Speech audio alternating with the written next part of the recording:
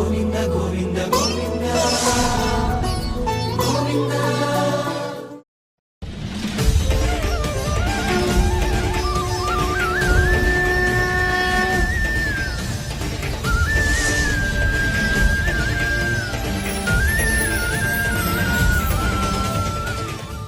ఓం నమో వెంకటేశాయ. ఏడుకొండలవాడ వెంకటరమణ గోవింద గోవింద. శ్రీ శ్రీనివాస శ్రీ వెంకటేశ గోవింద గోవింద. కలియుగ ప్రత్యక్ష దైవం శ్రీనివాస పరబ్రహ్మ అనుగ్రహ విశేషంతో శ్రీమద్భాగవతంలో ఏకాదశ స్కంధంలోని విశేషాలు యథాశక్తి తెలుసుకుంటూ ఉన్నాం. నారాయణం నమస్కృత్య నరం చైవ నరోత్తమం దేవీం సరస్వతీం వ్యాసం తతో జయముదీరయేత్. సుఖయోగీంద్రుల వారు పరీక్షిన్ మహారాజునకు భగవల్లీలా విశేషాలను వర్ణించి చెబుతూ ఉన్నారు. శ్రీకృష్ణ పరమాత్మ ఉద్ధవునకు వేద సారాన్ని వర్ణించి చెబుతున్నారు. సమస్తమైన వేదములలోనూ వర్ణింపబడేటువంటి వాడను నేనే, అన్ని దేవతా స్వరూపాలను నేనే. వేదములు కర్మ మార్గాన్ని ప్రోత్సహించినట్లుగా కనిపిస్తున్నప్పటికీ పరోక్షంగా శ్రేయస్సుని కలిగించటానికే అవి ఎంతగానో ఉపకరిస్తున్నాయి మానవునకు అని వేదముల యొక్క మాహాత్మ్యాన్ని గురించి వర్ణించి చెప్పిన తర్వాత ఉద్ధవుల వారు మరో ప్రశ్న అడుగుతున్నారు శ్రీకృష్ణ పరమాత్మని. ఉద్ధవౌవాచ కతి తత్వాని విశ్వేశ సంఖ్యాతాని ఋషిభిః ప్రభో నవైకాదశ పంచత్రీణ్యాత్తత్వమిహ శుశ్రుమా. తత్వాలు చెప్పబడి ఉన్నాయి కదా, మహాతత్వాలు, ఈ సృష్టికి కారణభూతములైనటువంటి తత్వములు ఒక్కొక్కళ్ళు ఒక్కో రకంగా చెబుతున్నారు స్వామి. మీరేమో గతంలో మొత్తం తత్వాలు 28 అని వర్ణించి చెప్పారు.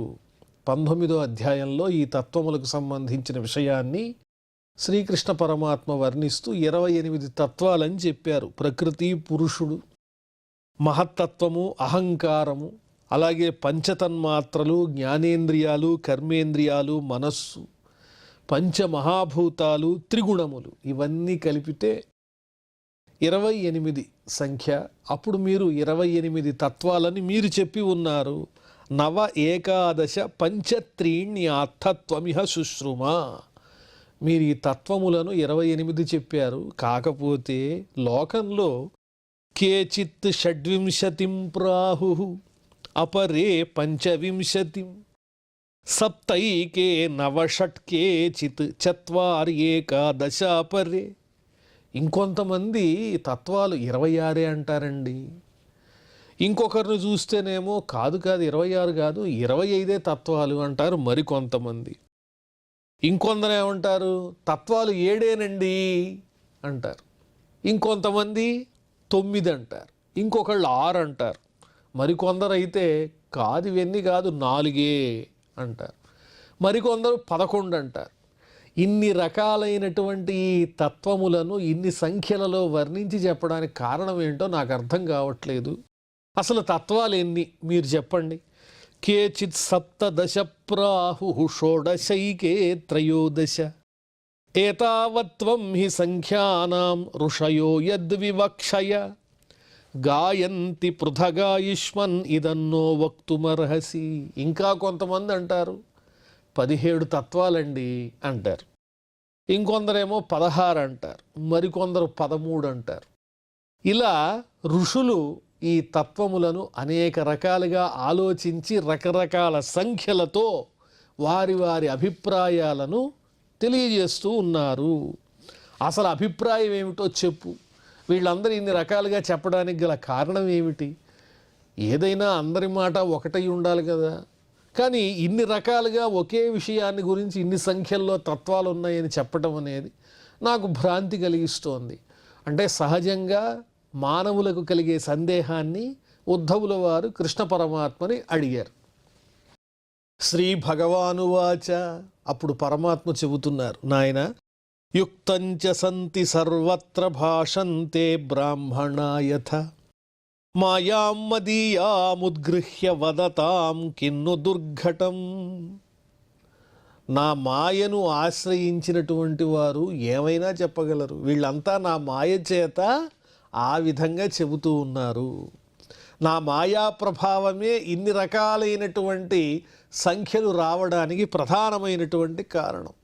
ఆ మహర్షులు చెప్పింది పొరపాటు కాదు. వారి వారి యొక్క ఆలోచన బట్టి చెప్పినటువంటి సంఖ్యలన్నీ యుక్తమే. మనం ఏది తీసేయడానికి వీల్లేదు. వారు చెప్పే విధానాన్ని బట్టి, ఆలోచనని బట్టి ఆ సంఖ్యలను ఆ విధంగా కుదించారు కొంతమంది, విస్తృతపరిచారు కొంతమంది, భిన్న భిన్నాలుగా విడదీశారు. ఒకే పదార్థం దాన్ని అనేక రకాలుగా విడదీసి చూసుకుంటున్నారు.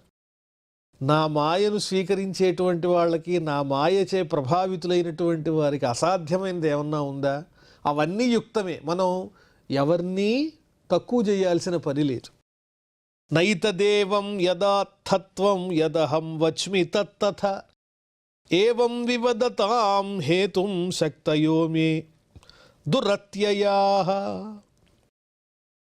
కొంతమంది ఈ విధంగా వాదోపవాదాలు చేసుకుంటూ ఉంటారు. నేను చెప్పిందే నిజం అంటే, కాదండి, నేను చెప్పింది నిజం, మీరు చెప్పిన దాంట్లో అక్కడ పొరపాటు ఉంది, అది మీరు గ్రహించటం లేదు అంటారు కొంతమంది. ఇంకొంతమంది, అయ్యో మీరు ఈ విషయం మర్చిపోయారు, నేను చెప్పిందే నిజం, మీరు చెప్పేది అసత్యం అని ఒకరితో ఒకరు వివాదాలు కూడా చేసుకుంటూ ఉంటారు. దీనికి కారణం ఏమిటి అంటే, సత్వరజస్తమో గుణములతో ఏర్పాటైనటువంటి నా మాయా విశేషం తప్ప వేరొకటి కాదు. నా మాయను ఎవరు దాటలేరు. ఆ చెప్పేటువంటి వక్తల యొక్క అభిప్రాయానుసారంగా ఆ మతాలన్నీ స్వీకరించవచ్చు, అందులో ఏ పొరపాటు లేదు. కాకపోతే వారిలో మాయ ప్రవేశించడం చేత నేను చెబుతున్నాను అనుకుని అనేక రకాలుగా సంఖ్యలు లెక్క పెట్టుకుంటూ ఉంటారు. ఎట్నుంచి ఎటు లెక్క పెట్టినా, ఏ కార్యకారణములను ఏ విధంగా లెక్క పెట్టినా, కారణములలో కార్యములను, కార్యములలో కారణములను కలిపేసినా వచ్చేటువంటి సంఖ్యల్లో వచ్చేటువంటి విభిన్నత్వం అనేది అంతా సారాంశం చివరికి వెళ్ళేది ఒకే లక్ష్యంలోకి, పరమాత్మకే చెందుతుంది. కాబట్టి నా మాయ వల్ల వీళ్ళంతా ఇలా వాదములు చేస్తూ ఉంటారు. యాసాం వ్యతికరాదాసీత్ వికల్పో వదతాం పదం ప్రాప్తే శమదమే అప్యేతి వాదస్తమనుశామ్యతి.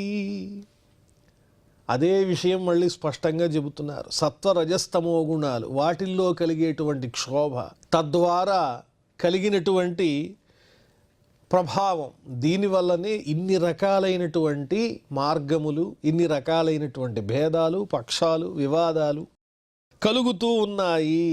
వీటన్నిటికీ ఔషధం ఏమిటంటే, మనసు ప్రశాంతంగా ఉన్నట్లయితే, అటువంటి వారు అలజడి లేకుండా గనక సంయమనంతో ఆలోచించినట్లయితే, ఇంద్రియాలు గనక నిగ్రహంలో ఉన్నట్లయితే, ఈ మనస్సు ఇంద్రియాలు ఈ రెండింటినీ కూడా స్వాధీనంలో ఉంచుకోగలిగినటువంటి వాళ్లకు ఆ భేదాలు అనేటువంటివి కనిపించవు, అన్నీ సమసిపోతాయి. కాబట్టి ముఖ్యంగా ఏదైనా చర్చ చేసే ముందు కానీ, ఎవరితో అయినా మాట్లాడేటప్పుడు కానీ ఏ విధంగా మాట్లాడాలంటే, మనస్సును ఇంద్రియములను ఏకాగ్రతలో ఉంచుకుని సహనంతో, క్షమాగుణంతో మాట్లాడాలి. అప్పుడు విషయం అనేది బయటకు వస్తుంది. అలా కాకుండా నేను చెప్పింది నిజం కావాలి అని వాదోపవాదాలు పడితే ఎన్నో రకాలైనటువంటి అభిప్రాయాలు అనేటువంటివి అనంతంగా ఏర్పడుతూ ఉంటాయి. అదే మాట పరమాత్మ చెబుతున్నారు. ప్రాప్తే శమదమే అప్యేతి వాదస్తమనుశామ్యతి. మనస్సు ఇంద్రియాలు శాంతపడినట్లయితే ఆ భేదాలనేవి కనిపించవయ్యా, ఆ భేదాలన్నీ తొలగిపోతాయి అని చెబుతూ, పరస్పరానుప్రవేశాత్ తత్వానాం పురుషర్షభ పౌర్వాపర్య ప్రసంఖ్యానం యథా వక్తుర్వివక్షితం. కార్యాన్ని బట్టి, కారణాన్ని బట్టి ఈ తత్వములనేవి ఒకదానితో ఒకటి కలిసిపోతూ ఉంటాయి. కొన్ని చోట్ల ఆ చెప్పేటువంటి వారి అభిప్రాయాన్ని బట్టి విడగొడితే ఎక్కువగాను కనిపిస్తూ ఉంటాయి. ఒకదానిలో ఒకదాన్ని కలిపేసేటువంటి అవకాశం కూడా ఉన్నది. కాబట్టి కారణాన్ని కార్యంలో కానీ, కార్యాన్ని కారణంలో కానీ, కారణాన్ని కార్యంలో, ఈ విధంగా పరస్పరము అంతర్లీనం చేసేసి వక్త తన అభిప్రాయానికి అనుగుణంగా ఆ తత్వములను లెక్క పెట్టినట్లయితే ఎక్కువ తక్కువలనేవి సహజంగానే వస్తాయి. ఏవి ఎటు లెక్క పెట్టినా సారాంశం ఎవరిదైనా ఒకటే అనేది మర్చిపోకూడదు. ఏకస్మిన్నపి దృశ్యంతే ప్రవిష్టానీతరాణి చ పూర్వస్మిన్వా పరస్మిన్వా తత్వే తత్వాని సర్వశః. ఒకే తత్వంలో అన్ని తత్వాలు అంతర్లీనమైనట్లుగా చెప్పేయచ్చు. ఈ పంచభూతాలతోనే అంతా నిండి ఉంది అని ఒక ముక్క చెప్పేస్తే అందులోనే అన్ని భావాలు వచ్చేస్తాయి. అలాగే జీవుడు పరమాత్మ ఒకటే అన్నారనుకోండి, అప్పుడు రెండుగా విడగొట్టాల్సిన పని ఉండదుగా. జీవుడు దేవుడు అయిపోయాడు కాబట్టి వారి పక్షం ప్రకారం ఆ భగవంతుడు దేవుడు రెండుగా విడగొట్టి తత్వాలను చూడక్కర్లేదు. ఒకవేళ విడగొట్టాలనుకుంటే విడగొట్టచ్చు, అప్పుడు రెండు రకాలు అవుతాయి. ఇలా అలాగే పంచభూతాలు, వాటి తన్మాత్రలు, జ్ఞానేంద్రియాలు, కర్మేంద్రియాలు, ఇలా అన్నింటినీ కూడా విడగొడితే అనేక రకాలైనటువంటి లెక్కలన్నీ వస్తూ ఉంటాయి. కాబట్టి ఆ అంతర్గతం చేసి లెక్క పెట్టడం, విడగొట్టి తీయటంలోనే అసలైనటువంటి విషయం ఉన్నది. అది వక్త యొక్క చెప్పాలనే ఆసక్తిని అనుసరించి ఉంటుంది. పౌర్వాపర్యమతోమీషాం ప్రసంఖ్యానమభీప్సతాం యథా వివిక్తం యద్వక్త్రం గృహ్ణీమో యుక్తి సంభవాత్. అదే చెప్పారు. కాబట్టి ఈ తత్వముల లెక్క అనేటువంటిది వక్త యొక్క అభిప్రాయాన్ని బట్టి హెచ్చు తగ్గులకు లోనవుతూ ఉంటుంది, వారి మాట మీద ఆధారపడి ఉంది. యథా వివిక్తం యద్వక్త్రం గృహ్ణీమో యుక్తి సంభవాత్. ఎవరు ఏ విధంగా వాదనా పటిమతో చెబితే, ఎవరి వాక్ అయితే ఆ క్షణం పటిష్టంగా కనిపిస్తుందో వాళ్ళ మాట నిజం అనిపిస్తుంది. తద్వారా వాటి లెక్క అంతవరకు విస్తరిస్తుంది లేదా సంకుచితం అవుతుంది. అందులో పొరపాటు ఏం లేదు. ఎవరు ఎన్ని చెప్పినా వాటిల్లో అసత్యం లేదు. వాటన్నిటినీ మనం స్వీకరిద్దాం అంటున్నారు. గృహ్ణీమో యుక్తి సంభవాత్. ఆ లెక్క పెట్టినటువంటి విధానంలో ఉన్న యుక్తిని అనుసరించి, ఉపాయాన్ని అనుసరించి మనం వేటిని వదిలిపెట్టద్దు, అన్నిటినీ తీసుకుందాం, ఏమున్నది, తప్పేముంది అంటున్నారు. అందువల్లే శ్రీకృష్ణ పరమాత్మ సులభుడు. అనాద్య విద్యాయుక్తస్య పురుషస్య ఆత్మవేదనం స్వతో న సంభవాదన్యః తత్వజ్ఞో జ్ఞానదో భవేత్. అది ఈ కార్యకారణముల యొక్క సంఖ్యని బట్టి కార్యకారణములను విడదీసి లెక్క పెట్టడం, ఒకదాంట్లో ఒకటి కలపటం అనే దాన్ని బట్టే సంఖ్య అనేది నిర్ణయమవుతుంది. అనాదిగా జీవుని యొక్క జ్ఞానం అనేటువంటిది అవిద్యతో కూడి ఉన్నది. మరి ఆ జీవుణ్ణి ఉద్ధరించాలంటే పరమాత్మ కావాలి. ఆ రకంగా ఆలోచించినట్లయితే జీవుణ్ణి ఆ పరమాత్మను వేరుగా చేసి లెక్క పెట్టినట్లయితే ఆత్మజ్ఞానం కలగడానికి జీవునకు పరమాత్మ యొక్క సహాయం అనేది తప్పనిసరి అని గనక భావించి పరమాత్మ నుంచి జీవుణ్ణి వేరు చేసి గనక లెక్క పెట్టినట్లయితే అప్పుడు ఎన్ని సంఖ్య వస్తాయో చెబుతున్నారు. ప్రకృతి, పురుషుడు, మహత్తు, అహంకారము, తన్మాత్రలు, జ్ఞానేంద్రియాలు, కర్మేంద్రియాలు, మనస్సు, పంచభూతాలు, అదేవిధంగా పరమేశ్వరుడు. ఇక్కడ ప్రకృతి, పురుషుడు అన్నప్పుడు దాన్ని జీవునిగా స్వీకరించినట్లయితే మొత్తం 26 తత్వాలు వస్తాయి. అలా కాకుండా జీవుడు భగవంతుడు ఒకటే అన్నాం అనుకోండి, ఆ 26లో నుంచి ఒకటి తగ్గుతుంది. అప్పుడు తత్వాలు 25గా మారతాయి అన్నమాట. సర్వజ్ఞుడైనటువంటి ఆ పరమాత్ముడే ఆ జీవునకు ఆత్మజ్ఞానం కలిగించాలి అనేటువంటి భావాన్ని గనక వెలిపుచ్చి ఆ జీవుణ్ణి పరమాత్మ నుంచి వేరు చేసినట్లయితే 26 తత్వాలు వస్తాయి. ఉద్ధవా పురుషేశ్వరయోరత్ర నవైలక్షణ్యమణ్వపి తదన్యకల్పనా పార్థ జ్ఞానంచ ప్రకృతేర్గుణః. జీవునకు పరమాత్మనకు మధ్య ఏ భేదము లేదు అని గనక చెప్పినట్లయితే అప్పుడు ఇద్దరూ కలిసిపోయి ఒకటే అవుతారు. కాబట్టి అప్పుడు 26 తత్వాలు రావు, మొత్తం 25గా లెక్క పెట్టబడుతుంది అని ఈ విధంగా ఎవరెవరైతే ప్రత్యేకంగా విడదీస్తూ ఉంటారో దాన్ని బట్టి సంఖ్య అనేది లెక్కించబడుతూ ఉంటుంది. జ్ఞానం అనేటువంటిది ప్రకృతిలోనే అంతర్లీనమై ఉంటుంది, దానిని ప్రత్యేకంగా స్వీకరించనక్కరలేదు అని పరమాత్మ తెలియజేస్తున్నారు. ప్రకృతిర్గుణ సామ్యం వై ప్రకృతేర్నాత్మనో గుణాః సత్వం రజస్తమ ఇతి స్థిత్యుత్పత్యంత హేతవః. ప్రకృతి అంటే ఏమిటి అంటే సత్వ రజస్తమో గుణములు సామ్యావస్థలో క్షోభ లేకుండా ఉన్నటువంటి స్థితినే ప్రకృతి అని పిలుస్తారు. ఆ త్రిగుణములు అనేటువంటివి దేనికి సంబంధించినవి అంటే ప్రకృతికి సంబంధించినటువంటి గుణములు, పరమాత్మకు చెందినటువంటివి కాదు. ఆత్మ ఈ త్రిగుణముల కన్నా అతీతమైనటువంటి శక్తి. ఈ త్రిగుణములు ఏవైతే ఉన్నాయో ఇవి ప్రకృతి సంబంధమైనవి, వీటి ద్వారానే సృష్టి స్థితి లయము అనేటువంటివి ఏర్పడుతున్నాయి. సత్వం రజస్తమ ఇతి స్థిత్యుత్పత్యంత హేతవః. ఈ సృష్టి కలగడానికి, నిలవడానికి, లయమవటానికి మూల కారణం ఏమిటి అంటే ఈ త్రిగుణములే మూల కారణము. వీటిలో కలిగేటువంటి క్షోభయే ఈ సృష్టికి మూల కారణం. సత్వం జ్ఞానం రజః కర్మ తమో జ్ఞానమిహోచ్యతే గుణ వ్యతికరః కాలః స్వభావ సూత్రమేవ చ. ఈ సత్వరజస్తమో గుణముల యొక్క లక్షణాలను చెబుతున్నారు. సత్వగుణము అంటే జ్ఞానస్వరూపము, రజోగుణము అంటే కర్మస్వరూపము, తమో గుణము అంటే అజ్ఞానస్వరూపము అని వర్ణించి చెప్పి ఈ మూడు కలగడానికి ప్రధానమైన కారణమైంది ఏమిటి? కాలము. ఆ కాలం వల్లనే కదా ఈ సత్వరజస్తమో గుణములలో క్షోభ కలిగి సృష్టి ఏర్పడుతున్నా, నడుస్తున్నా, లయమవుతున్నా. దీని అంతటికీ ఆధారభూతమైనది ఏమిటి అంటే కాలము, కాలస్వరూపుడైనటువంటి పరమాత్మ.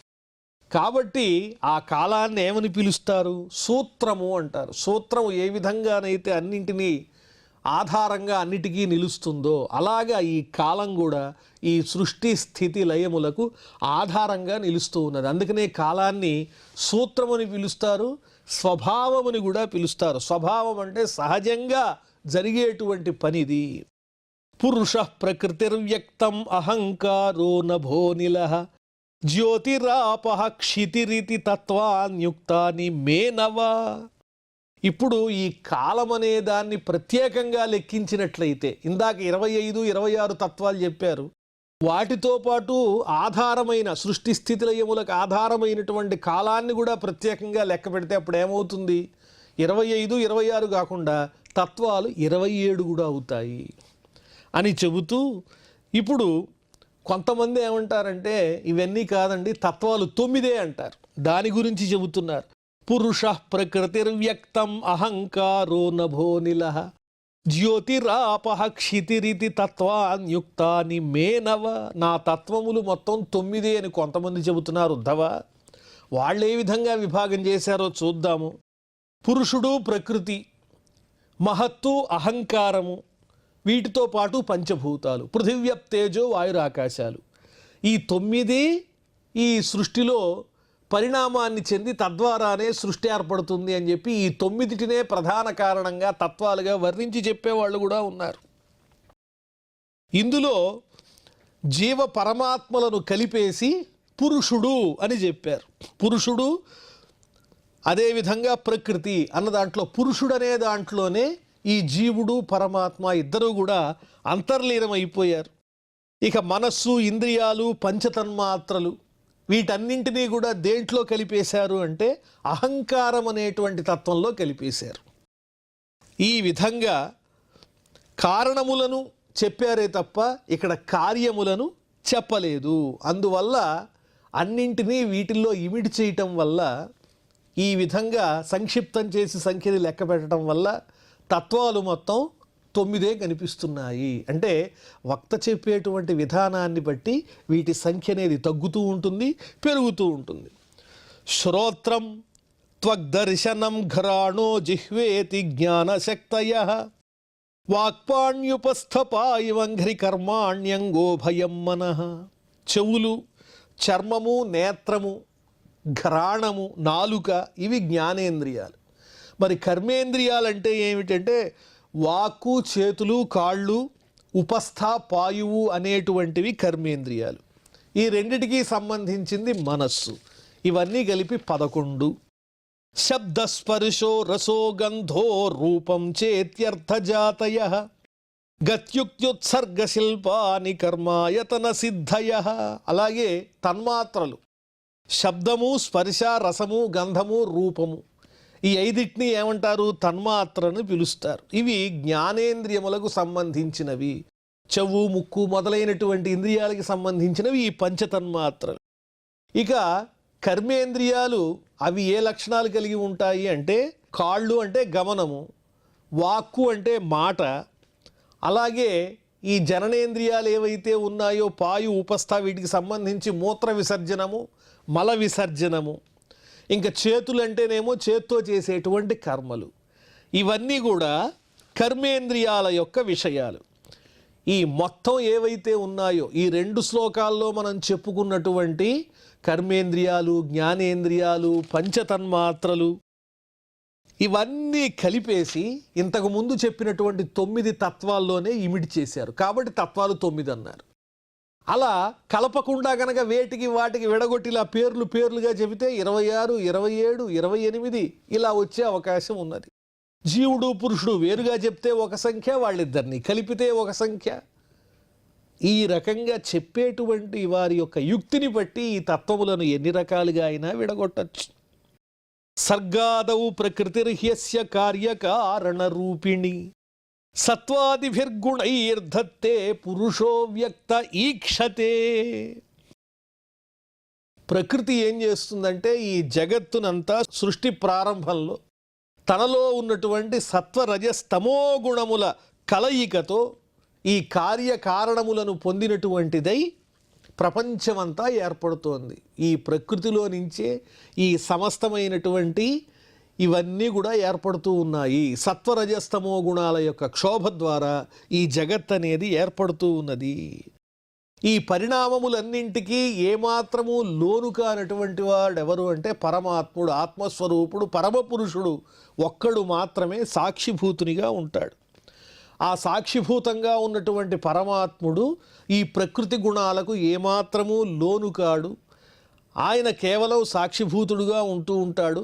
ప్రత్యక్ష ప్రమాణము, అనుమాన ప్రమాణము ఇత్యాది ప్రమాణాలకు కూడా ఆయన లభించడు. కేవలము వేదాంతం చేతనే తెలుసుకోదగినటువంటి వాడు. ఆయనే ఈ సృష్టిని సంకల్పిస్తాడు. అలా సంకల్పించినప్పుడే ఈ సత్వరజస్తమో గుణములలో క్షోభ అనేటువంటిది ఏర్పడుతుంది. ఆ ప్రకృతి నుంచి సమస్తమైనటువంటిది భిన్న భిన్నాలైనటువంటి రూపములతో ఏర్పడుతుంది. కాబట్టి ఈ సంఖ్యల్ని ఎలా కలిపినా విడగొట్టినా దోషమేమీ లేదు. వ్యక్తాదయో వికుర్వాణా ధాతవః పురుషేక్షయ లబ్ధవీర్యాః సృజత్యండం సంహతాః ప్రకృతేర్బలాత్. ఆ పరమపురుషుడైనటువంటి పరమాత్మ యొక్క సంకల్పంతోనే ఈ మహత్తత్వము ఇత్యాది కలిగినటువంటి తత్వములన్నీ మార్పు చెందుతూ ఒకదానితో ఒకటి కలిసి శక్తి సంపాదించుకుని సమర్థవంతములై తమకు ముఖ్య కారణమైనటువంటి ప్రకృతి యొక్క శక్తితో కూడి ఈ అండమును ఏర్పాటు చేస్తూ ఉన్నాయి అని తెలియజేశారు. సప్తైవ ధాతవ ఇతి తత్రార్థాః పంచఖాదయః జ్ఞానమాత్మోభయాధారః తతో దేహేంద్రియాసవః. ఇంకా ఇంకొంతమంది ఏం చెప్పారు? ఇక్కడ దాకా 9 తత్వాలని తెలుసుకున్నాం. ఇప్పుడు తత్వములు 7 అంటారు ఇంకొంతమంది. అదేంటండి 28 దాకా చెప్పినటువంటి తత్వాలు ఇక్కడ 7గా ఎలా వర్ణించి చెబుతున్నారు అంటే, పృథివ్యప్తేజు వాయురాకాశములు ఇవి 7. వీటితో పాటుగా ఇంకేం అక్కర్లేదు, జీవుడు, పరమాత్మ. ఈ 7 తత్వాలే సమస్తమైనటువంటి ఈ జగత్తుకి ఆధారమై ఉన్నాయి. మిగిలినవన్నీ ఎన్ని తత్వాలుగా విడగొట్టి చెబుతున్నారో ఈ తత్వాలన్నీ అందులోనే అంతర్లీనం అయిపోయాయండి. 7 తత్వాలు. దేహం కానీ, ఇంద్రియాలు కానీ, ప్రాణాలు కానీ మొత్తం ఏవేవైతే ఉన్నాయో జ్ఞానమాత్మోభయాధారః తతో దేహేంద్రియాసవః. దేహము, ఇంద్రియాలు, ప్రాణాలు ఇలాంటివన్నీ కూడా ఎందులో కలిసిపోతున్నాయి అంటే సమస్తము ఆ మొత్తం తత్వాల్లోనే కలిసిపోతూ ఉన్నాయి అని తత్వములు 7 అని ఇంకొంతమంది చెబుతారు. షడిత్యత్రాపి భూతాని పంచషష్ఠః పరః పుమాన్ తైర్యుక్త ఆత్మసంభూతై సృష్టివేదం సముపావిశతు. ఇంకొంతమంది తత్వములు 6 అన్నారు. ఆ 6 తత్వాలు ఏమిటి అంటే పంచభూతాలు, పరమాత్మ, పృథివ్యప్తేజో వాయురాకాశాలు మరియు పరమాత్మ. ఈ 6 మొత్తం అంతా కారణమైనటువంటి తత్వాలు. అంటే జీవుడు ఆ పరమ పురుషుని కన్నా వేరైనటువంటి వాడు కాదు, వేరుగా చెప్పాల్సిన అవసరమే లేదు. పరమపురుషుడు తన నుంచి వచ్చినటువంటి పంచభూతాలతో ఈ జగత్తంతటినీ కూడా సృష్టిస్తూ ఉంటాడు. ఆ సృష్టిలో తాను కూడా అంతర్యామిగా వెలుగొందుతూ ఉంటాడు. కాబట్టి పరమాత్మ పంచభూతాలే కారణము అని ఇలా అనేక రకాలుగా ఈ తత్వములను భిన్న భిన్నములుగా విడదీసి కార్యకారణములను ఒకదానితో ఒకటి అంతర్లీనం చేయటం ద్వారా, విడగొట్టడం ద్వారా ఈ తత్వములను అనేక సంఖ్యల్లో చెబుతూ ఉంటారయ్యా ఉద్ధవ. వాటన్నిటినీ మనం పరిగణించుకోవటమే తప్ప ఎవరినీ ఆక్షేపించాల్సినటువంటి అవసరం లేదు అని శ్రీకృష్ణ పరమాత్మ చక్కగా ఉద్ధవునకు జ్ఞానోపదేశం చేస్తూ ఉన్నారు. మరిన్ని విషయాలు మనం మళ్ళీ తెలుసుకుందాం. ప్రస్తుతం క్షమా ప్రార్థనాదులతో ఈ కార్యక్రమాన్ని పరిసమాప్తం చేసుకుందాం. అథ క్షమా ప్రార్థన. యదక్షరపదభ్రష్టం మాత్రాహీనంచ యద్భవేత్ తత్సర్వం క్షమ్యతాం దేవ నారాయణ నమోస్తుతే. శ్రియః కాంతాయ కళ్యాణ నిధయే నిధయేర్థినాం శ్రీవేంకట నివాసాయ శ్రీనివాసాయ మంగళం.